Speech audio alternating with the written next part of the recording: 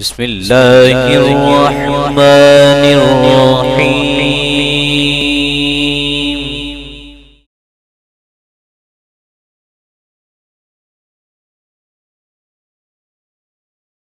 کی خواہشات کے الگ رغم پایا گیا ہے۔ اکثر انسانوں کی جو اکثریت ہے طبی طور پر اس کو اپنے خلاف سمجھتے ہیں، خواہشات کے خلاف سمجھتے ہیں، اور دیکھا جائے تو ایسا ہے بھی۔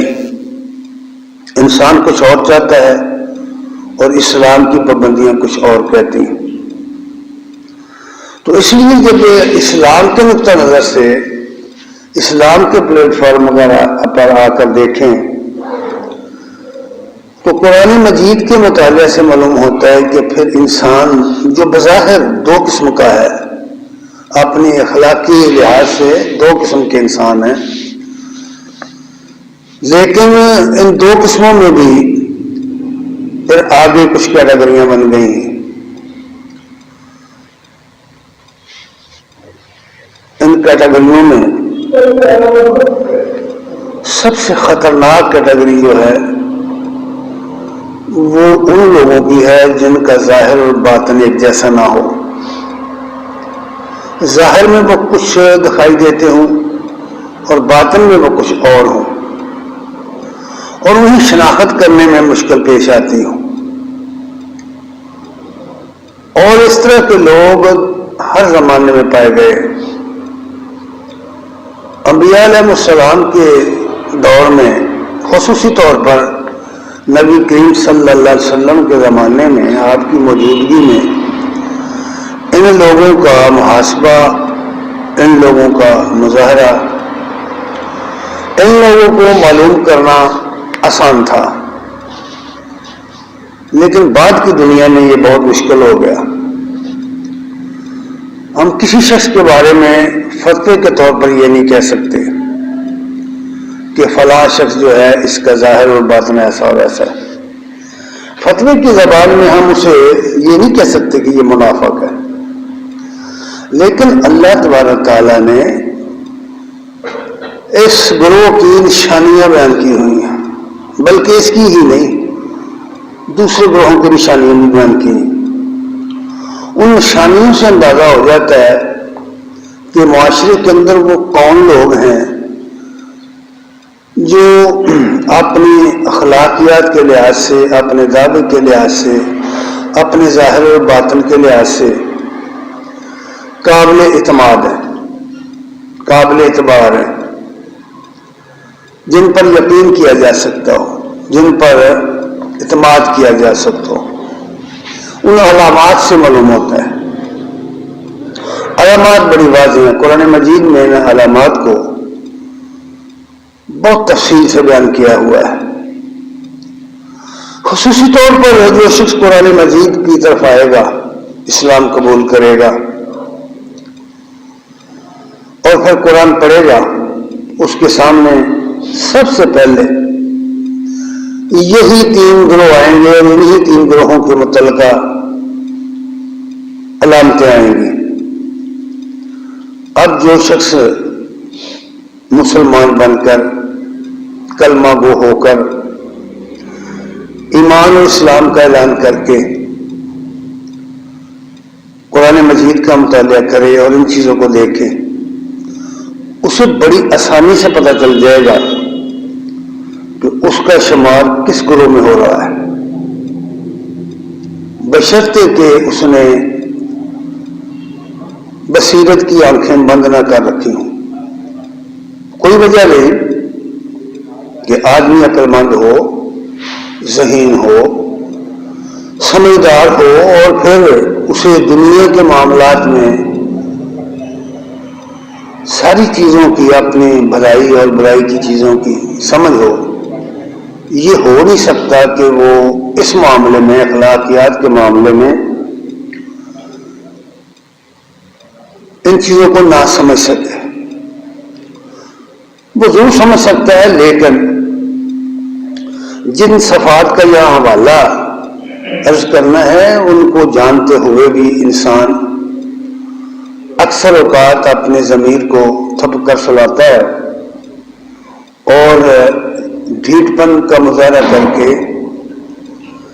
ان چیزوں کو نظر انداز کر دیتا ہے. ایسی شخص کا انجام بہت برا بیان کیا گیا ہے. اور اسلام کے اندر ایسے لوگ فائدے کی بجائے بہت زیادہ نقصان دینے والے ہیں. اور جب ان لوگوں کی کثرت ہو جائے کسی گروہ میں، کسی امت کے اندر، تو پھر اس امت کو زوال سے کوئی چیز بچا نہیں سکتی. اس لیے اپنے معاشرے پر نگاہ ڈالیں اور اس کی ہر قسم کے لوگوں کو دیکھیں. اس کی جو ایلیٹ کلاس ہے اس کو دیکھیں، متوسط درجے کو دیکھیں، بہت ہی کم درجے کے جو لوگ ہیں جنہیں کم درجے کے لوگ مالی دنیا کے لحاظ سے کہا جاتا ہے. ویسے کوئی درجہ کوئی انسان درجے کے طور پر پیدا نہیں کیے گئے. اللہ کے ہاں تو سب سے بہتر وہی ہے جو اللہ سے ڈرنے والا ہے. لیکن یہ دنیا والوں نے دنیا کی تقسیم کی ہوئی ہے. ایک درجہ اعلیٰ بنایا ہوا ہے، اس کو ایلیٹ کلاس کہتے ہیں. ایک متوسط درجہ ہے، پھر بالکل ہی نیچے کا درجہ بنایا ہوا ہے جس کو عوام کہا جاتا ہے. تو معاشرے کے اندر جو یہ بیماری پھیلتی ہے تو اوپر سے نیچے تک یہ پھیلتی چلی جاتی ہے. جو لوگ ان اصولوں پر عمل نہیں کرتے ان کی حالت اس دنیا کے اندر بھی برباد ہو جاتی ہے، آخرت کے اندر بھی. اور خصوصی طور پر وہ قومیں جو اللہ تعالیٰ کی کتابوں کی حامل قومیں ہیں، جنہوں نے یہ دعویٰ کر رکھا ہے کہ وہ اللہ کی کتاب کو مانتے ہیں، آخری رسول کو مانتے ہیں، اور پھر ان اصولوں کی پاسداری نہیں کرتے، تو ان کی سزا ڈبل ہو جاتی، دونوں سزا کے حقدار بن جاتے ہیں. اور جو حاملین کتاب نہیں ہیں، جو اللہ کے رسولوں کو نہیں مانتے اور ان کا یہ یقین ہی نہیں ہے، نہ آخرت پر یقین ہے، نہ خدا پر یقین ہے، نہ خدا کے روح پیشی پر یقین ہے، تو کم از کم دنیا بنانے میں وہ کامیاب ہو جاتے ہیں. اس حوالے سے دیکھا جائے تو یہ 3 کیٹیگریاں ہیں. ایک ہیں وہ جو پکے سچے مسلمان ہیں، ایماندار لوگ ہیں، ان کی بھی اوصاف بیان کیے گئے. اور دوسرے ہیں وہ جو پکے کافر ہیں، منکری حق ہیں، ان کی بھی اوصاف بیان کیے گئے. تیسرے ہیں وہ جو نہ مومن ہیں نہ کافر، درمیان کے لوگ ہیں، ظاہر میں مومن ہیں، باطن میں کافر. اسلامی اصطلاح میں یا قرآن کی اصطلاح میں ان کو منافق کہتے ہیں. نفاق کیا ہے؟ نفاق بہت بڑی چیز ہے، بہت بڑی چیز. جس طرح میں نے عرض کیا نا کہ یہاں اس دنیا میں ہر چیز مل کر چل رہی ہے. جہاں سچ ہے وہاں جھوٹ بھی ہے، جہاں کفر ہے وہاں اسلام بھی ہے، جہاں ایمان ہے وہاں نفاق بھی ہے. یہ سب چیزیں ساتھ ساتھ چل رہی ہیں، ان کو جدا نہیں کیا جا سکتا. اور اس کی مثال یوں سمجھو کہ اگر کوئی شخص اپنا ریوڑ چلا رہا ہو اور وہ بادشاہ کی چراگاہ کے پاس چلا رہا ہو، اگر وہ اس حد کی پرواہ نہیں کرے گا جس حد سے اندر جانے والا جانور بادشاہ کی چراگاہ کو برباد کرے گا، اور نتیجہ یہ ہوگا کہ وہ گرفتار ہو جائے گا، اس پر جرم ثابت ہو جائے گا، سزا ہو جائے گی. لیکن جو شخص اس چراگاہ سے ہٹ کر چلے گا وہ اس خطرے سے محفوظ رہے گا. تو یہ ایمان اور اسلام جو ہے، یا ایمان اور نفاق جو ہے، یہ بالکل اس طرح حدیں کی ملی ہوئی ہیں آپس میں، بالکل اس کی حدیں ملی ہوئی. بعض ایسے کام ہیں کہ مسلسل کرنے سے तसल्सल के साथ अगर उन कामों को किया जाए, उन अमाल को तैयार किया जाए, तो गैर शऊरी तौर पर इंसान उस हद को क्रॉस कर जाएगा, गैर शऊरी तौर पर उस हद को क्रॉस कर जाएगा और उसे शऊर भी नहीं होगा मैं कहां चला गया हूं। मसलन हदीस में यह बात आई है, नबी करीम सल्लल्लाहु अलैहि वसल्लम ने फरमाया है कि मुनाफिक की 3 अलामतें, और मुस्लिम की हदीस में है 4 अलामतें। फरमाया भाई वो शख्स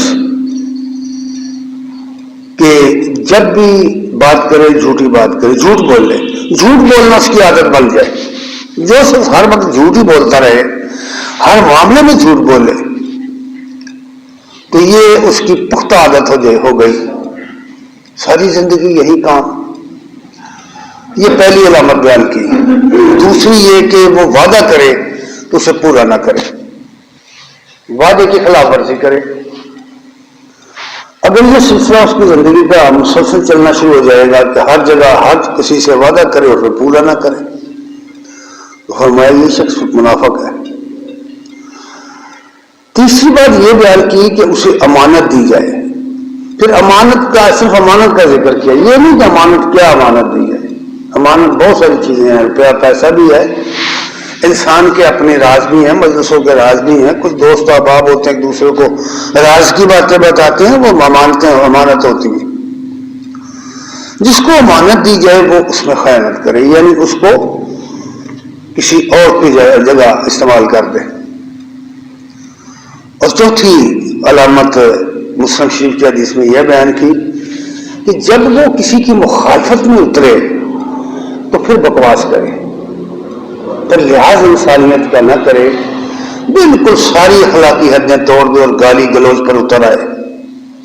जो लोग गालियां देते, गाली गलौज करते हैं और खासकर मुखालफिन को उनके नाम लेना तक, सीधे नाम लेना नहीं पसंद करते, इस आदत को नबी करीम सल्लल्लाहु अलैहि वसल्लम ने मुनाफिकत की अलामत करार दिया हुआ है। अब ये चारों आदतें अगर पुख्ता हो जाएं, तो जिस तरह मैंने पहले अर्ज किया ना कि फिर गोया साथ के साथ साथ चल रहा है आदमी, वो किसी वक्त भी साथ को क्रॉस करके दूसरी तरफ चला जाएगा और नतीजा ये निकलेगा कि उसे एहसास भी नहीं होगा और वो हदूद नफाक के अंदर हो चला गया होगा, एहसास भी नहीं होगा। इसलिए ये कैटेगरी बयान की है अल्लाह ताला। तो लीजिए पहले ये कैटेगरी देखिए ईमान वालों की। ईमान वालों के बारे में पहली बात यह बनी, उनकी खूबी ये होती है वो खा किसी मजहब में रहते हों, किस मुल्क में हों, किस कौम के हों, इससे बहस ही नहीं है। ये न समझिए कि नायतों का मतलब यह है कि कोई आदमी पहले ये सब कुछ करता है तो फिर कुरान उसको बयान कर, नहीं, कुरान आम पैगाम है, आम लोगों के लिए, अवाम उन्नास के लिए, इसलिए उसकी आयात आम है, उनको आम रख कर देखिए, मुसलमानों से अलग करके जरा देखिए दूसरी दुनिया के लिए, तो आपको पता चलेगा कि कौन लोग मराद है। पहला असूल ये बयान किया है, ये बात पहले कह दी कि ये कुरान जो है ये अल्लाह की किताब है, इसमें कोई शक नहीं है, कोई शक नहीं है इसमें, खुदाई किताब होने में कोई शक नहीं। दूसरी बात ये कि ये उन लोगों को फायदा देगी जो बचकर जिंदगी गुजारते हैं। ये बहस नहीं है कि वो मोमिन है या काफिर है या कौन लोग है, बस जिन लोगों का वसफ जिंदगी के अंदर ये है कि वो अपनी जिंदगी बचकर गुजारते हैं। जाहिर है बचना उन चीजों से होता है जो मादी लिहाज से नुकसान देने वाली हो और जो अखलाकी लिहाज से नुकसान देने वाली हो। ये तकवा का लफ्ज जो है अरबी जबान में, इसके बुनियादी माने बचने के होते हैं, ये डरने के माने मजाजी जो किए जाते हैं, बचने, बच के रहना।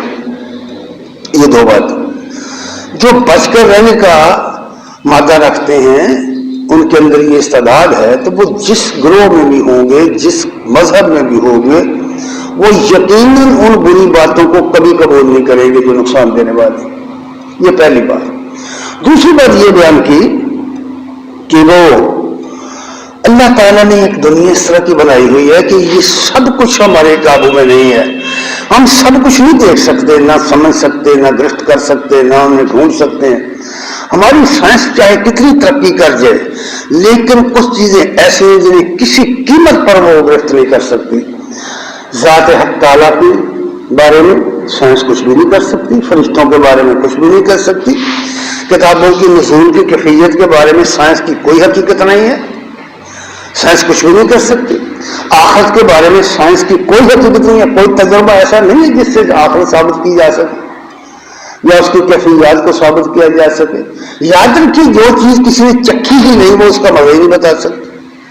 تو اس لیے جو لوگ اس طرح کے ہیں کہ وہ اپنی اس دنیا کے اندر اپنے ماحول کے اندر جو چیزیں پائی جا رہی ہیں ان سے کتنی چیزیں ہیں جو ہمارے حواس خمسہ سے باہر، ہمارے جو ہمیں اللہ تعالیٰ نے حواس خمسہ دیے ہوئے ہیں ان سے باہر ہیں، جن کو ماورائے ادراک کہتے ہیں۔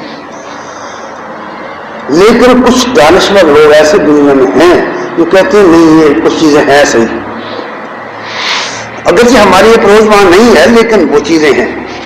جو اس طرح کے لوگ ہوتے ہیں جب ان کے پاس کسی دلیل کے ساتھ یہ بات آ جائے، مثلا اللہ کے علم کی طرف سے آ جائے یا اس کے اللہ کے بندے نیک بندے رسول اس کے بیان کریں تو وہ اسے مان لیتے ہیں۔ یہ بات ہے جو کہی گئی جس کو یؤمنون بالغیب سے تعبیر کیا گیا ہے۔ پھر کہا کہ بھئی کچھ لوگ ایسے کسی بھی مذہب میں ہو، آپ کسی بھی مذہب کا مطالعہ کریں تو اس ہر قسم کے لوگ وہاں ہر مذہب میں پائے جاتے ہیں۔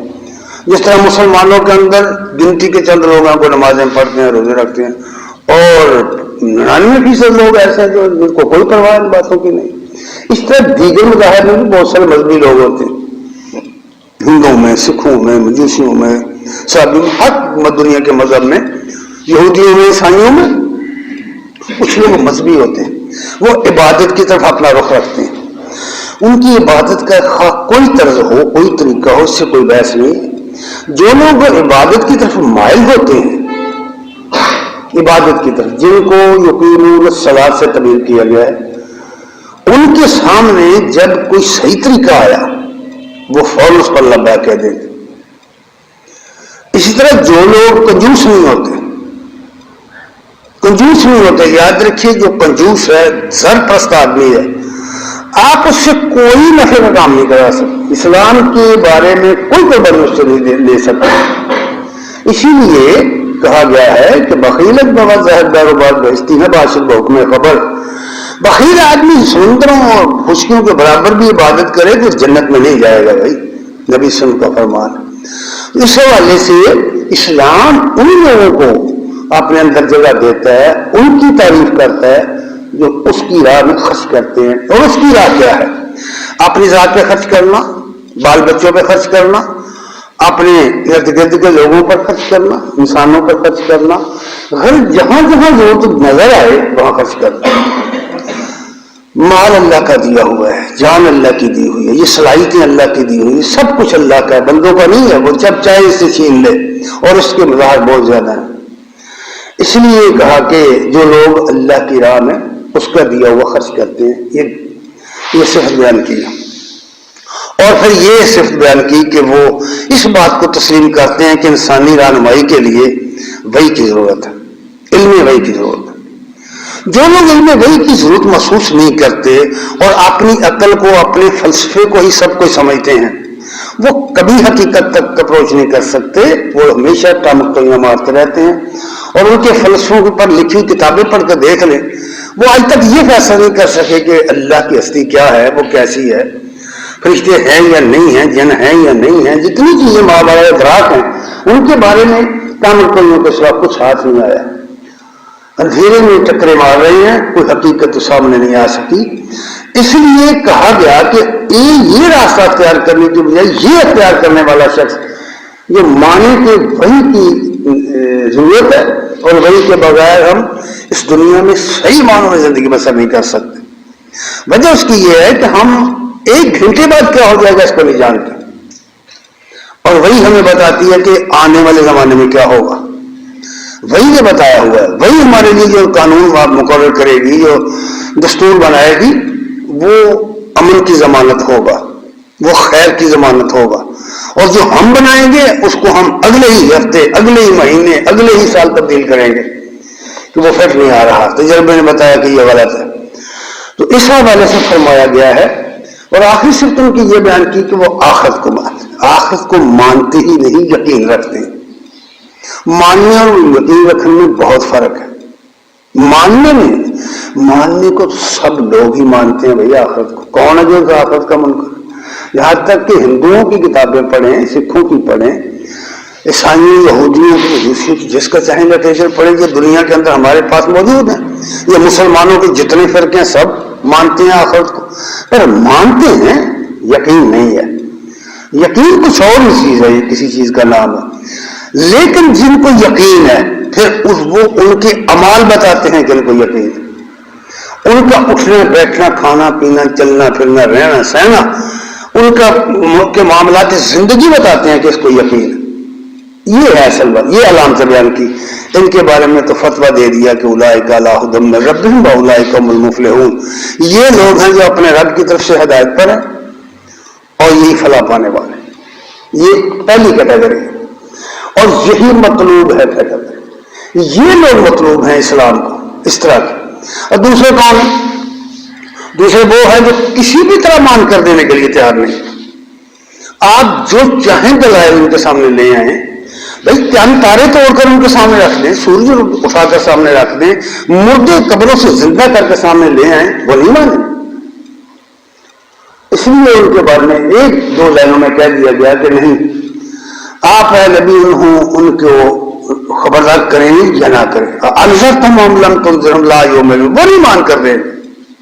جو منکر حق لوگ ہیں وہ کسی بھی طرح کسی بھی قیمت پر وہ نہیں مان کر دیں گے. وجہ اس کی یہ بتائی کہ انہوں نے دراصل دل بند کر لیے ہیں. یہ ہدایت کے طالب نہیں ہیں. جو لوگ ہدایت کے طالب نہیں ہوتے وہ ہدایت کی راہ چھوڑ کر بھاگ جاتے ہیں، ہدایت کی راہ پر آئے ہوئے بھاگ جاتے ہیں. اس لیے کہا کہ ان کے فعل کو اللہ تعالی نے ختم اللہ علی قلوبہم وعلی ابصارہم وعلی سمعہم وابصارہم غشاوہ. تبیین فرمایا کہ ان کے اللہ نے دل بند کر دیے. جو چاہے آپ ان کو سے کہیں یہ نہیں مانیں گے، دل کھولیں گے. اپنے کانوں کے ذریعے دل میں اترنے دیں گے ہی نہیں یہ بات. ان کے کان بند کر دیے، ان کے دل بند کر دیے اور ان کی آنکھوں پہ پردہ پڑا ہوا ہے. یہ مطلب نہیں ہے کہ انہیں نظر نہیں آتا. بھائی یہ مادی آنکھیں ہیں، یہ تو دیکھتی ہیں سب کچھ، لیکن بصیرت کی آنکھیں مسخ ہو گئی. اچھے اور برے کی تمیز ختم ہو گئی، بھلے اور برے کی تمیز ختم ہو گئی، اعلیٰ اور ادنا کی تمیز ختم ہو گئی. جو لوگ اس طرح کے ہوتے ہیں ان کو آپ کسی قیمت پر سیدھا راستہ نہیں دکھا سکتے. اللہ کے رسول نہیں دکھا سکتے. رسول اللہ صلی اللہ علیہ وسلم کی زندگی کے کئی واقعات ہیں کہ آپ کی خواہش تھی کہ فلاں مسلمان ہو جائے، فلاں مسلمان ہو جائے. اللہ نے فرمایا نبی جس کو تم پسند کرتے ہو، جس کو چاہتے ہو تم کہ یہ مسلمان ہو جائے، تمہیں ان سے پیار ہے، محبت ہے، اللہ نہیں چاہتا. کیونکہ ہدایت کی حقیقت کو اللہ جانتا ہے. اس لیے فرمایا تم اس کو ہدایت نہیں دے سکتے، اللہ ہدایت دیتا ہے جسے چاہتا ہے. یہ دوسری کیٹیگری ہے کسی قیمت پر بھی نہ ماننے والی. اور یہ دونوں کیٹیگریاں بالکل واضح ہیں. اور یہ سمجھنا کہ یہ پچھلے زمانے میں ہوتے تھے لوگ، اب نہیں ہے، غلط بات ہے. اللہ تعالی نے یہ کتاب قیامت تک کے لیے اتاری ہے اور انسان قیامت تک رہیں گے، اور انسان قیامت تک اس طرح کے رہیں گے. اور انسانوں کی ضرورتیں بھی اسی طرح کی رہیں گی جس طرح کی بہت ہزاروں سال پہلے تھی. وہی ضرورتیں آج بھی ہیں، وہی روٹی کپڑا اور مکان، کھانا پینا، زندہ رہنا اور اپنی نسل کو باقی رکھنا. چوتھی ضرورت تو کوئی نہیں ہے. وہ تو ساری چیزیں آسائش کی ہیں، وہ تو آرام کی ہیں چیزیں. اصل چیز جو ہے نا وہ تین چیزیں ہیں کہ آدمی کو کھانا ملے، آدمی کو رہائش ملے، آدمی کو امن ملے، آدمی کو سکون سے رہنا ملے. بس یہ اس کی بنیادی ضروریات. تو اس کے بعد فرمایا کہ اب دیکھیں اب ان لوگوں کی وہ علامتیں کیا ہیں جو بظاہر تو مسلمان ہیں، کہتے ہیں کہ ہم بھی مانتے ہیں، ہم بھی مومن ہیں. بھائی قرآن مجید میں ان کی کیٹیگری بیان کرتے ہوئے بہت زبردست الفاظ آئے. فرمایا وَمِنَ النَّاسِ، یہ تیسرا گروہ ہے، وَمِنَ النَّاسِ مَن يَقُولُ آمَنَّا بِاللَّهِ وَبِالْيَوْمِ الْآخِرِ. بعض لوگ وہ ہیں جو کہتے ہیں کہ ہم اللہ کو مانتے ہیں، قیامت کے دن کو مانتے ہیں. وَمَا هُمْ بِمُؤْمِنِينَ، اللہ فرماتے وہ نہیں مانتے، جھوٹ بولتے ہیں. اب اندازہ کریں، ہم کسی شخص کے بارے میں یہ بات نہیں کہہ سکتے، فتویٰ نہیں دے سکتے، لیکن جب ہم کسی کا رویہ دیکھیں گے، کسی کے اعمال دیکھیں گے، ہمیں اندازہ ہو جائے گا کہ یہ علامت اس میں پائی جاتی ہے۔ اللہ کو ماننے کا دعویٰ، قیامت کو ماننے کا دعویٰ، لیکن اس کا کوئی تقاضا بھی پورا نہیں کرتا۔ فرمایا وما ہم بمؤمنین، یہ نہیں مانتے۔ اور پھر یہ فرمایا کہ دراصل ان کا ظاہر کچھ اور ہے، باطن کچھ اور ہے۔ یخادعون اللہ والذین آمنوا، یہ اللہ کو اور اپنے ساتھیوں کو، مومنوں کو دھوکہ دینے کی کوشش کر رہے ہیں، دھوکہ دیتے ہیں، اور اس میں کوئی شک شبہ نہیں ہے۔ یہ اس زمانے میں لوگ موجود تھے، آج بھی لوگ موجود ہیں۔ یخادعون اللہ ورسولہ والذین آمنوا، جو اللہ کو دھوکہ دیتے ہیں اور ایمان والوں کو دھوکہ دیتے ہیں۔ وما یخادعون الا انفسهم وما یشعرون، حالانکہ حقیقت یہ ہے کہ یہ اللہ کو دھوکہ دے ہی نہیں سکتے۔ واقعات اس کی بات سیدھی ہے کہ اللہ کو کون دھوکہ دے سکتا ہے؟ جو ظاہر و باطن کا علم رکھتا ہے، جو انسان کے دل کی باتیں جانتا ہے، علیم بذات الصدور ہے، اسے کون دھوکہ دے سکتا ہے؟ انسان کو دھوکہ تو دے سکتا ہے، وہ بھی وقتی طور پر، یاد رکھیے۔ زیادہ ٹائم نہیں گزرتا کہ آدمی کا جھوٹ کھل جاتا ہے، زیادہ ٹائم نہیں گزرتا کہ آدمی کی حقیقت کھل جاتی ہے۔ پتہ چل جاتا ہے معاشرے کے اندر کہ یہ آدمی کس کیٹیگری کا ہے، ادھر یہ اس نے بات کی، ادھر یہ مکر گیا، ادھر بات کی، ادھر مکر گیا۔ ابھی یہ اس راستے پر چل رہا تھا، کچھ قدم ادھر چلا، ادھر سے مڑا، طبیعت نے گوارا نہیں کیا، دوسرے راستے پہ چلنا شروع کر دیا۔ ادھر چلا کچھ عرصہ تو ادھر سے مڑا دوسرے راستے، یعنی غیر مضطرب زندگی، غیر مطمئن زندگی۔ ذہنی طور پر ایسے لوگ مفلوج ہوتے ہیں، یقین پیدا نہیں کرتے، اللہ پر یقین نہیں ہوتا نفع نقصان کا، تو کل بر خدا نہیں جیتے۔ نتیجہ یہ ہوتا ہے کہ کبھی اس طرف چلے گئے، کبھی اس طرف چلے گئے، انتہاؤں میں دوڑتے بھاگتے رہتے ہیں، اور اسی طرح ان کی ساری زندگی گزر جاتی ہے۔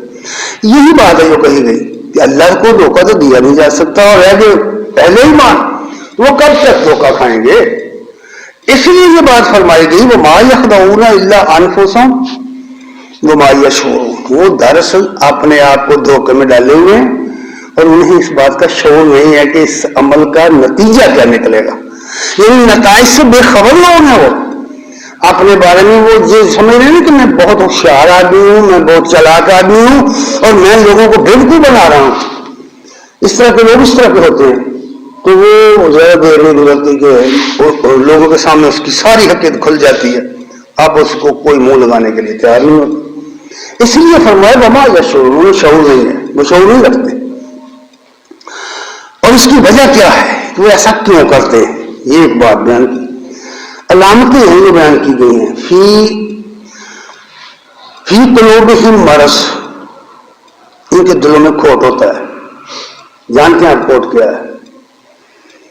آدمی کے اندر یہ کمزوری ہوتی ہے کہ میں نے اگر فلاں کام اللہ رسول کا کام کیا تو مجھے یہ نقصان ہو جائے گا، مجھے یہ ہو جائے گا، مجھے وہ ہو جائے گا۔ اس کے اندر وہ خدشات جو ہوتے ہیں نا، وہ جو اندیشہ ہے دور دراز کو گھیر لیتے ہیں، وہ اندیشہ ہے دور دراز جو ہوتے ہیں، وہ ان کے اندر گم رہتا ہے وہ آدمی، اور ہر وقت خوف زدہ رہتا ہے آنے والے زمانے سے، آنے والے حالات سے خوف زدہ رہتا ہے۔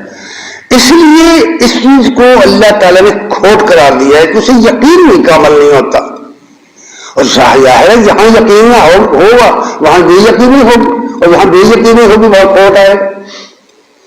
اس لیے فرمایا کہ فی قلوبہم مرض، ان کے دل میں کھوٹ ہوتا ہے، اور جب وہ اس کو ختم کرنے کی بجائے اس پر عمل کرتے ہیں فزادہم اللہ مرضا، پھر اللہ ان کا کھوٹ اور بڑھا دیتا ہے۔ جو وہ پریکٹس جاری رہتی ہے ان کے جھوٹ کی اور لوگوں کو فریب دینے کی، جھوٹے وعدے کرنے کی، آہستہ آہستہ وہ بڑھتا چلا جاتا ہے۔ وہ پریکٹس لوگوں کو کرتا ہے، وہ اس راستے میں اور بڑھتا چلا جاتا ہے، اسے ترقی ہو جاتی ہے۔ اسی ترقی کا نام کہا گیا کہ اللہ تعالیٰ اس کھوٹ کو بڑھا دیتا ہے۔ وَلَهُمْ عَذَابٌ عَلِيمٌ، فرمایا ایسے لوگوں کے لیے دردناک عذاب ہے، دردناک عذاب۔ اس کا تعلق آخرت کے ساتھ ہی نہیں ہے، اس دنیا میں بھی ہے۔ اس دنیا میں بھی ایسے دکھ انسانوں کو آتے ہیں، ایسی تکلیفیں، ذہنی تکلیفیں آتی ہیں۔ آدمی بالکل سرمایہ دار ہوتا ہے، بڑا مالدار ہوتا ہے، بڑا سرمایہ ہوتا ہے، یقین مانیے میں نے ایک ایسا شخص دیکھا ہے جو اربوں خربوں کا مالک تھا، اربوں خربوں کا مالک، 6 ملوں کا مالک۔ جب مجھے اس کے ساتھ ملنے کا موقع ملا تو اسے نیند نہیں آتی تھی، وہ نیند کی گولیاں کھاتا تھا۔ خود اس نے کہا کہ مجھے پھیکی چائے پینی اور ٹوسٹ کھانے کی تمام چیزیں ڈاکٹر نے منع کی اور نیند کی گولیاں لے کر سونا، کہ نیند پھر بھی نہیں آتی۔ بظاہر دیکھنے والا سمجھتا ہے کہ بہت مزے میں ہے اس کی زندگی، لیکن حقیقت یہ ہے کہ عذاب علیم سے گزر رہا ہے وہ شخص۔ اس دنیا کی بات کر رہا ہوں، پھر آخر تو خیر آخرت ہے نا، اسی عمل کا بدلہ آخرت میں ملے گا۔ فرمایا وَلَهُمْ عَذَابٌ عَلِيمٌ، ان کے لیے دردناک عذاب ہے، سزا ہے، سزا ہے۔ کیوں ہے یہ سزا؟ اس لیے کہ ان کی زندگی جس نہج پہ چل رہی ہے، جیسے میں نے اوپر حدیث بیان کی کہ نبی صلی اللہ علیہ وسلم نے فرمایا کہ جو شخص جو بات کرے جھوٹ بول لے، جو بھی وعدہ کرے اس کو وفا نہ کرے، وہ منافق ہے۔ مسلم کی یہ حدیث ہے، بخاری میں بھی ہے۔ اب دیکھیے اس بات کو یہاں آ کر کے قرآن نے کس طرح کہا، فرمایا بما کانوا یکذبون، اس لیے کہ وہ ہر وقت جھوٹ بولتے رہتے، یہی جھوٹ ان کے لیے عذاب بن جاتا ہے۔ وہ ہر وقت ایک جھوٹ بولا، اس کو چھپانے کے لیے دوسرا، پھر تیسرا، پھر چوتھا، اور کھٹکا یہ لگا رہتا ہے کہ کہیں میرا یہ جھوٹ کھل نہ جائے، لوگوں کو نہ پتہ چل جائے کہیں۔ یہ اندر ہی اندر عذاب علیہ جھیلتا رہتا ہے۔ ہر شخص کی یہ نفسیاتی کیفیت ہوتی ہے، اور ہم لوگ ان چیزوں کی بالکل پرواہ نہیں کرتے، بلکہ ان چیزوں کی طرف جاتے ہی نہیں، سوچتے ہی نہیں کبھی ان کو۔ ہماری اپنی حالت کیا ہے، ہم اپنے بارے میں کیا جان سکتے ہیں، اس پر تو ہم نے کبھی غور کیا ہی نہیں۔ ہم تو لوگوں کو دیکھتے رہتے ہیں، گرد و نواح کو دیکھتے ہیں، اپنے اوپر تو ہماری نگاہ نہیں ڈالتے کہ ہماری اپنی حالت کیا ہے۔ فرمایا اللہ تعالیٰ نے کہ اس کی وجہ یہ ہے، وجہ اس کی یہ فرما دی بما کانوا یکذبون، سبب اس کا یہ ہے کہ وہ جھوٹ بولتے رہتے ہیں۔ جھوٹ بولنا، جھوٹ کی قسمیں بہت ہیں، میں نے اوپر عرض کر دیا۔ نبی کریم صلی اللہ علیہ وسلم نے فرمایا جو شخص ہر وقت جھوٹ بولتا ہے منافق ہے، وعدہ پورا نہیں کرتا منافق ہے، امانت میں خیانت کرتا ہے منافق ہے، لوگوں کے ساتھ ناراض ہو گیا، جھگڑا ہو گیا، گالی گلوچ کرتا ہے، منافق ہے۔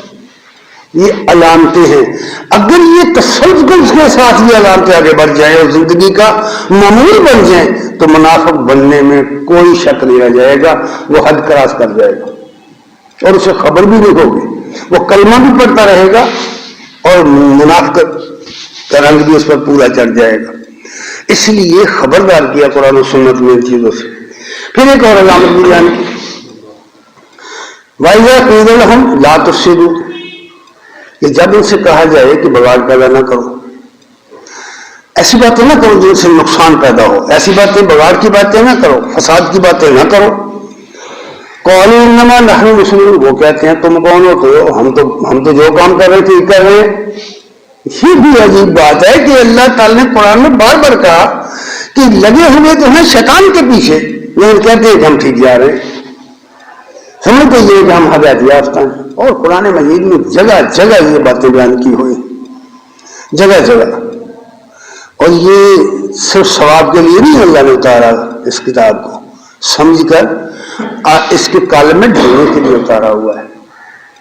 بدقسمتی ہماری یہ کہ ہم نہ اس طرح پڑھتے ہیں، نہ سنتے ہیں، نہ اس کا کوئی اہتمام کرتے ہیں۔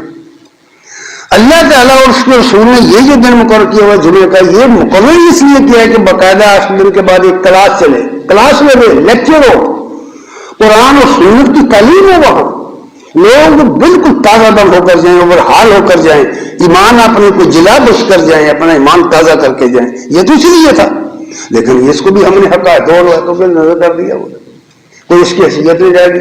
اور ہمارے نزدیک کوئی اہمیت اس بات کی نہیں ہے کہ ہم نے کلاس میں جانا ہے تو وہاں جب کالجوں میں جاتے ہیں، یونیورسٹیوں میں جاتے ہیں، اسکولوں میں جاتے ہیں، کیا جانتے نہیں آپ کے اسٹوڈنٹ جب لیٹ جاتا ہے تو اسے باہر کھڑا کر دیا جاتا ہے؟ کیوں؟ اس کی کوئی قدر نہیں کی اس وقت کی، اور اللہ کی بھی قدر وقت کے ہم بے قدری کرتے، کوئی پرواہ نہیں۔ کہنے کا مطلب یہ ہے کہ ہم فائدہ اٹھانے کے لیے تیار ہی نہیں، سمجھنے کے لیے تیار ہی نہیں. تو اس لیے یہاں فرمایا گیا ہے کہ جب ان سے کہا جائے کہ بھی بگاڑ پیدا نہ کرو، بگاڑ کی بہت ساری صورتیں ہیں، بہت ساری شکلیں ہیں بگاڑ کی. غلط وقت کو غلط استعمال کرنا بھی بگاڑ ہے، چیزوں کو غلط استعمال کرنا بھی بگاڑ ہے، حقدار کو حق نہ پہنچانا بھی بگاڑ ہے، حق پر غصب قبضہ کرنا بھی بگاڑ ہے، ظلم و زیادتی کرنا بھی بگاڑ ہے، دنیا کے اندر لوگوں پر ظلم کرنا بھی بگاڑ ہے، راستے خراب کرنا بھی بگاڑ ہے، بازاروں کو خراب کرنا بھی بگاڑ ہے. بگاڑ کا تو دائرہ بہت وسیع ہے بھائی. سڑکیں توڑ دینا بھی بگاڑ ہے. کیا سمجھے آپ؟ یہ پوری زندگی انسانوں کی دیکھیں، معاشرے کو دیکھو، آپ کو جگہ جگہ بگاڑ نظر آئے. یہ سارا بگاڑ تو ہے جس کو کہا گیا کہ بگاڑ فساد پیدا نہ کرو، لیکن وہ کہتے ہیں ہم تو اصلاح کر رہے ہیں. تمہیں کون کس نے کہا کہ بگاڑ کر رہے ہیں؟ ہم تو اصلاح کر رہے ہیں. تو یہ کہا گیا کہ یہ علامت ہے ان لوگوں کی، جن کی جو اللہ اور اس کے رسول کو دل سے نہیں مانتے، جو آخرت کو دل سے نہیں مانتے، جن کا ظاہر کچھ اور ہے، باطن کچھ اور ہے.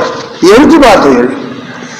اس لیے فرمایا کہ جب ان سے کہا جاتا ہے فساد نہ کرو تو وہ کہتے ہیں کہ ہم تو اصلاح کرنے والے ہیں.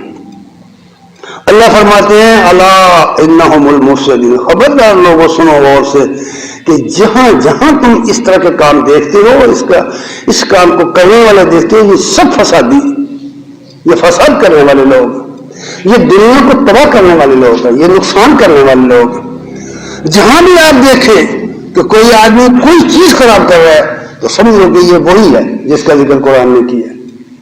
خرابی پیدا کرنا، لوگ سمجھتے ہیں کہ بھائی آپ مسجد کے دائرے میں سب کو، باقی کچھ بھی نو بھائی اس طرح کی نہیں ہے. اسلامی معاشرہ قرآن قائم کرنا چاہتا ہے، ایسا معاشرہ جس کے اندر کوئی خرابی نہ ہو، جس کی کوئی چیز خراب نہ ہو، جس کے راستے ٹھیک ہوں، جس کے راستے محفوظ ہوں، جس کی سڑکیں محفوظ ہوں، جس کی راتیں اور دن محفوظ ہوں. وہ تو ایسا معاشرہ چاہتا ہے. تو اس لیے فرمایا گیا کہ الا انہم المفسدون، خبردار یہی فسادی لوگ جو اس طرح کے کام کرتے. ولکن لا یشعرون، لیکن انہیں شعور نہیں ہے. یہ عقل سے عاری لوگ ہیں، نہیں جانتے اس فساد کیا ہوتا ہے اور اصلاح کیا ہوتی ہے، جانتے نہیں ہیں، شعور ہی نہیں رکھتے، بے شعور لوگ ہیں. اور حدیثوں میں ہے کہ جب اللہ تعالیٰ کسی قوم کو غارت کرنا چاہتا ہے تو بے وقوفوں کو ان کا حکمران بنا دیتا ہے، عام کو ان کا حکمران بنا دیتا ہے. ایسی قوم میں جن کے حکمران عام ہوں وہ تباہی سے نہیں بچ سکتی. اس پر بات کرنے کی خیر ضرورت نہیں ہے زیادہ. جس قوم کے، جس گھر کے ذمہ دار اس طرح کے ہوں، جس گاؤں کے، جس شہر کے ذمہ دار اس طرح کے ہوں کہ عام لوگ چودھری بن گئے ہوں، وہاں خدا حافظ ہوتا ہے ایسی قوم کا. اس لیے فرمایا اللہ تعالیٰ نے انہیں شعور نہیں ہے.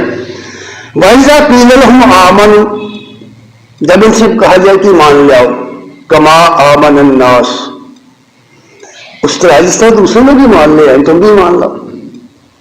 ان ایمان والوں کے بارے میں ان کا کیا تصور ہے، کیا عقیدہ ہے، کیا خیال ہے، وہ اس کو نقل کیا اللہ نے. وَإِذَا قِيلَ لَهُمْ آمِنُوا كَمَا آمَنَ النَّاسُ، جب ان سے کہا جاتا ہے کہ لوگوں کی طرح تم بھی ایمان لے آؤ، قَالُوا أَنُؤْمِنُ كَمَا آمَنَ السُّفَهَاءُ، کیا ہم اس طرح ایمان لے آئیں، اس طرح مان جائیں جس طرح یہ بیوقوف لوگ مانے ہوں گے. اب غور کرو، کیا آپ کو اس کیٹیگری کے لوگ یہاں نہیں ملتے؟ سینکڑوں ملیں گے آپ کو. وہ کہتے ہیں کہ ہم اس طرح مان جائیں جس طرح یہ بیوقوف لوگ مان گئے. کتنے لوگ تھے؟ ایک واقعہ ہے، غزوہ تبوک کے موقع پر نبی کریم صلی اللہ علیہ وسلم نے جب چندے کی اپیل کی، یاد رکھیے اس زمانے میں کوئی تنخواہیں نہیں ہوتی تھی بھائی، لوگ اپنا جان اور مال دے کر اللہ کی راہ میں یاد کرتے تھے.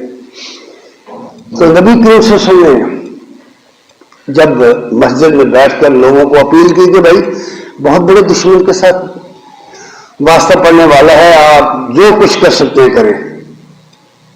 پھر جتنے کسی کے پاس طاقت سے کیا. اب ایک شخص نے، ابو عقیل رضی اللہ تعالی عنہ ان کا نام آیا، ابن کثیر نے لکھا ہے کہ اس نے کہا کہ میں کیا کروں، میرے تو پاس ہی کچھ نہیں. اس کردار کے ساتھ اپنے کردار کا موازنہ ہمیں کرنا چاہیے. ہم کیا کر رہے ہیں اور وہ کیا کرتے تھے. اور یہ بھی ایک یاد رکھنا چاہیے کہ چونکہ ہماری زندگی کا کوئی منزل منشی مشن ہے ہی نہیں، اس لیے ہمیں کچھ اثر نہیں ہوتا ان باتوں کا. اگر ہمارا کوئی مشن ہو، ہماری کوئی منزل ہو، ہم نے کچھ کرنے ٹھانا ہو کہ یہ ہم نے کرنا ہے اور یہ مقام ہم نے حاصل کرنا ہے، یہ منزل ہم نے حاصل کرنی، پھر تو ہم اس کے لیے جدوجہد کریں.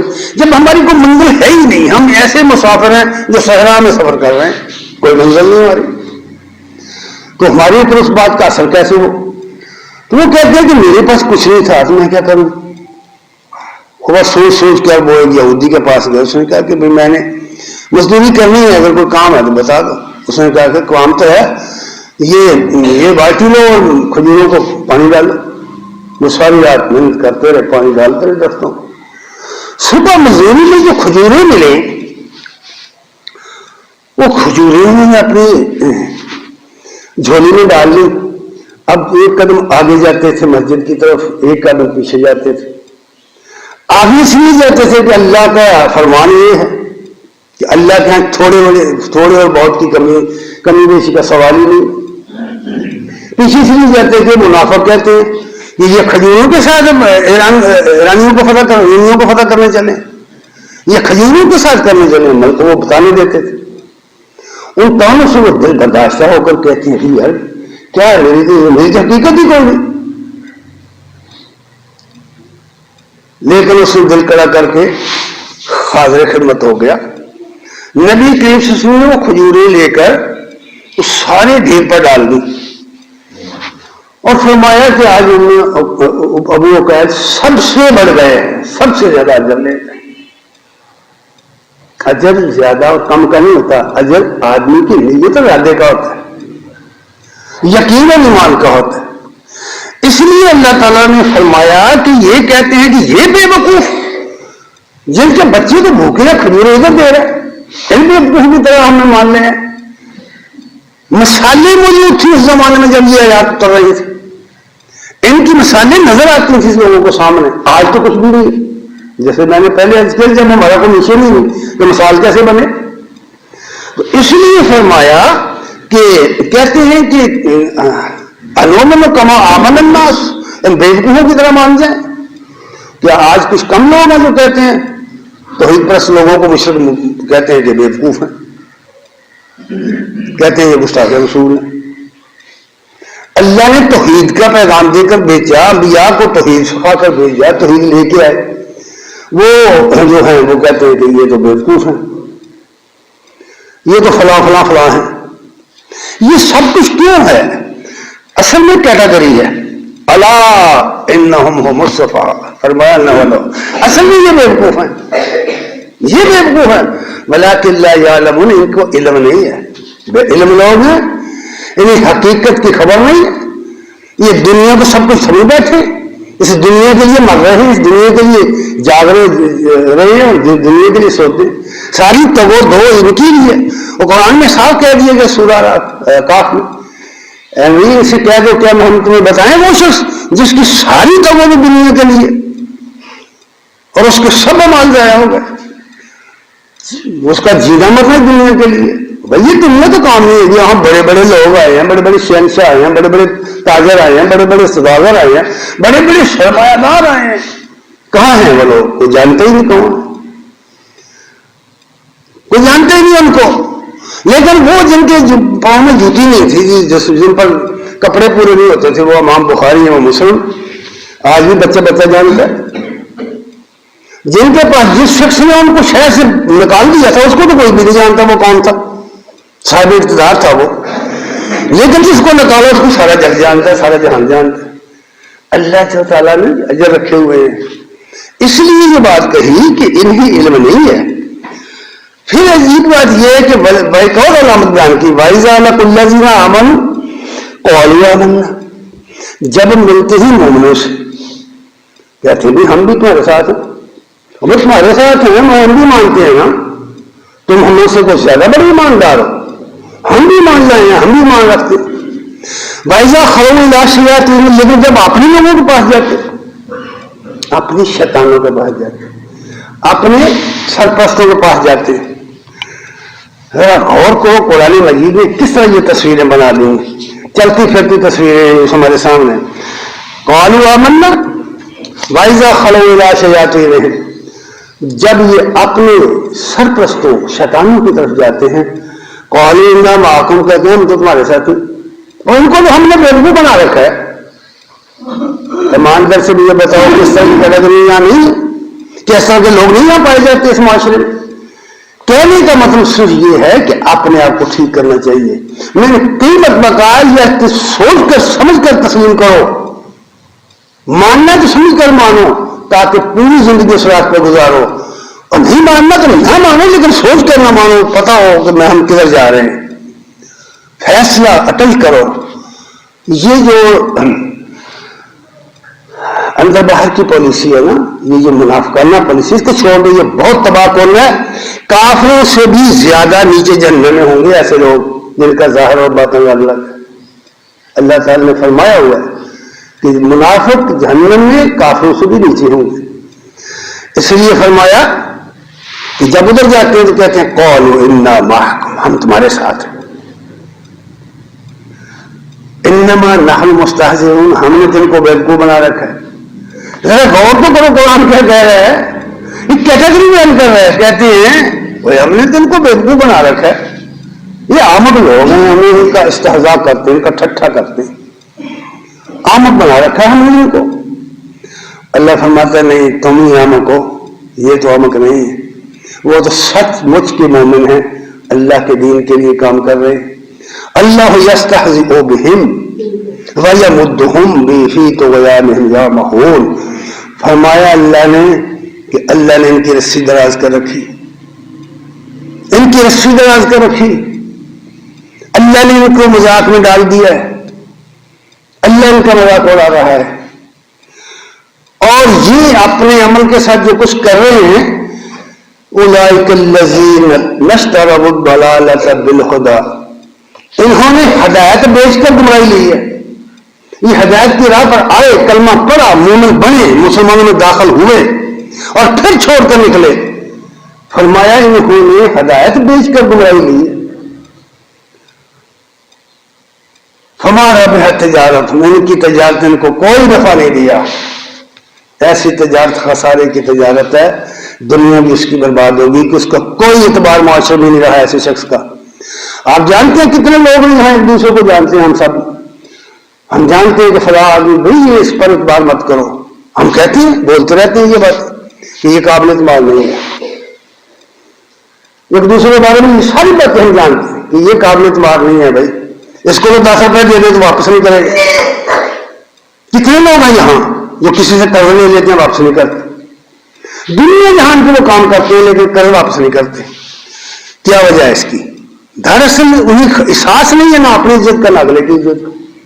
تو اس حوالے سے یہ باتیں کہی گئی ہیں کہ یہ لوگ جو ہیں نا، انہوں نے ہدایت حاصل کر لینے کے بعد بات یہ کہی ہے کہ حاصل کر لی ہدایت، جب کلمہ پڑھ لیا، مسلمان ہو گئے، نبی کی اطاعت میں آ گئے، اس کے بعد پھر یہ راستہ اختیار کیا نفاق کا۔ اس لیے فرمایا کہ انہوں نے ہدایت بیچ کر گمراہی لی ہے اور ان کی تجارت ان کو کوئی نفع نہیں دیا۔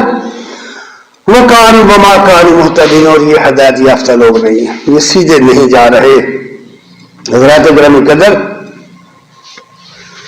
اللہ تعالیٰ نے یہ قرآن ہماری ہدایت کے لیے اتارا ہے۔ وَلَقَدْ يَسَّرْنَا الْقُرْآنَ لِلذِّكْرِ فَهَلْ مِن مُّدَّكِرٍ، ہم نے اس قرآن کو راستہ بنا دیا ہے ہدایت کے لیے، نصیحت کے لیے، کوئی ہے نصیحت لینے والا؟ آواز یہ ہے، جو لینا چاہتا ہے آئے، اس کو پڑھے اور اپنے آپ کو اس کے کالم میں ڈھالے، اللہ تعالیٰ اپنی رحمت نازل فرمائے گا، اسے سیدھے راستے پر چلنے کی توفیق عنایت فرمائے گا۔ وآخر دعوانا الحمدللہ رب العالمین۔